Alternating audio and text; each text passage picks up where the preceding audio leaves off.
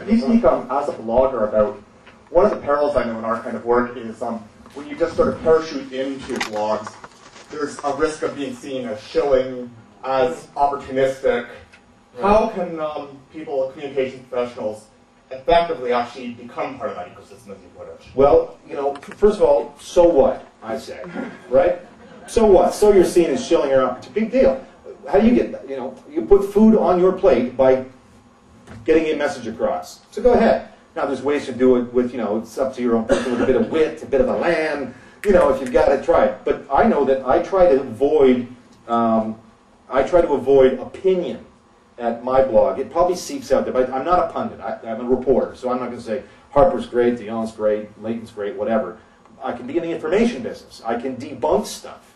I can present facts linked to original sources. So that may be the role, or I would suggest it to be a good role if you're just jumping in. If you're at a blog and you see something that that there's on-the-record information that is a contrasting view, hi, I'm paid to represent Company X. You may like to know this, and throw it in. And yeah, people will jump on you and go, oh, it's just silly, blah, blah, blah, but they're jumping probably to that link.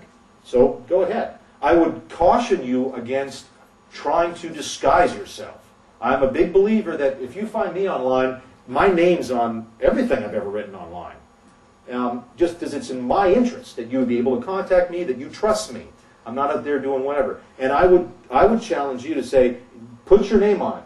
If you be anonymous, you try and do funny little dirty tricks, come back to bite you at some point in time. People are smart that trace IP addresses. I've got some friends that you may have heard of the Cult of the Dead Cow, big hacking group. Used to be a tech reporter.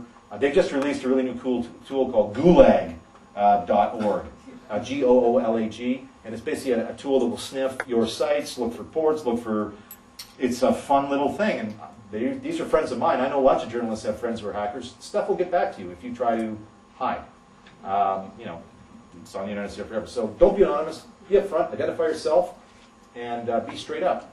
And you know what? Your reputation people will jump on you, but most people say, well, that's fair.